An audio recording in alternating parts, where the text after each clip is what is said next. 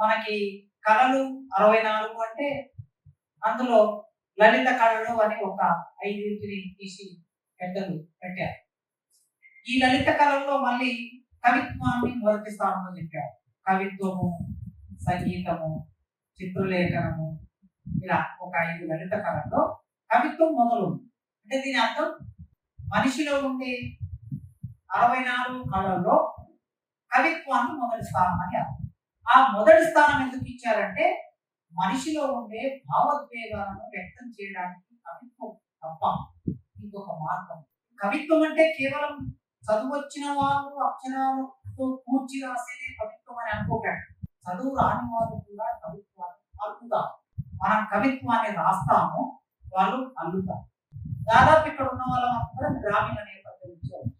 గ్రామీణ నేపథ్యం నుంచి వచ్చిన మనం అనేక పాటలు విన్నాం. కోలాటం పాటలు, బతుకమ్మ పాటలు, ఉయ్యాల పాటలు, గొడ్డెమ్మ పాటలు, మంచం మీద కూర్చొని రాత్రిపూట పాడే పాటలు, ఎరువు బండి మీద, ఎరువు బండి 4 గంటలకు వేసి ఎరువు కొట్టడం మొదలుపెట్టినప్పుడు ఆ బండి మీద కూర్చొని పాటలు, గుట్టుగా కొడుతూ పాటలు, ఆకలి గుర్తు పాటలు. మనిషి జీవితంలో పాటనే ప్రధాన భాగమే.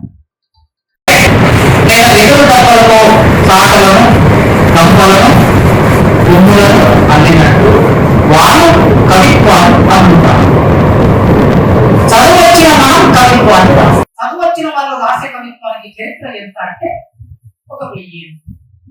అక్షరానికి ఉన్న తెలుగు అక్షరానికి ఉన్న చరిత్ర ఎంత అంటే 1700. మనిషికి ఉన్న చరిత్ర ఎంత?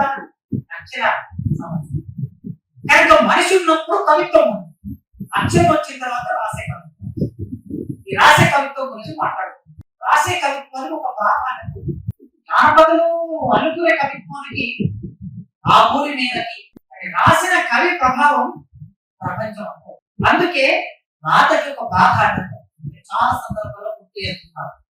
కళ్యాణరావు, అంటరాని వసంతరావు మునుపు ఆయన ఆధునిక నాటక మూలాలకు ఒక చిన్న ఉపన్యాసాన్ని పుస్తకం వేశారు. ఆ బుక్లెట్ కు మొదటి పేజీలో ఏమవుతుందంటే, మా అయ్య అల్లిన దాన్ని వానయ్య రాసి. మా అయ్య అంటే చదువురాని వాళ్ళ అయ్యలు అని అర్థం. ఆయన అయ్య అని కాదు, చదువుతున్న మా అయ్య అని కూడా కాదు. మా అయ్య అంటే చదువురాని వాళ్ళందరి అయ్యలు అని. మా అయ్య అల్లిన దాన్ని వానయ్య రాసి అంటే చదువుతున్న రాసి. మా అయ్య అల్లిన దాన్ని వానయ్య రాసి. అల్లిక అంటరాని అయింది, రాత రాజు కూసింది. ఈ రాత రాజని కూస్తున్నారు. అల్లిన వాడిని చూసే రాశాడే.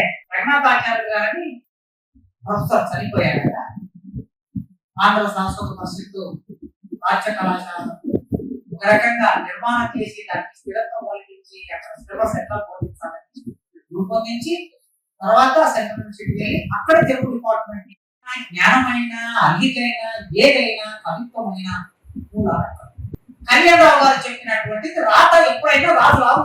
ఆ రాజు లాంటి రాతని కవిత్వం రాసేవారు. అందుకే దాని ప్రభావం ఎక్కువ ప్రపంచానికి. శ్రీశ్రీ రాసిన, గద్దర్ రాసిన పాట, వర్డ్స్వర్త్ రాసిన పోయిట్, లేఖ రాసిన పోయిట్, శెల్లి రాసిన పోయిట్ ప్రపంచాన్ని అంతా సేవ్ చేశారు. అది రాత. అంటే వాళ్ళు ఏ ఇతివృత్తాన్ని తీసుకుంటే ఆ ఇతివృత్తం ప్రభావం వేసింది. ఎందుకంటే భావోద్వేగాలు 4 భావోద్వేగాలు అది మంది మొదలు తాను పొందాలి. ఆ భావోద్వేగాన్ని మనదే అనిపిస్తుంది. అదే భలే చెప్పాడే, నాకు తెలిసింది భలే చెప్పాడే. ఒక గల్లీ చిన్నది అనే విషయం మనందరూ తెలుసు. కానీ కోర్టు వెంకన్న దాన్ని ఏం చేశాడు?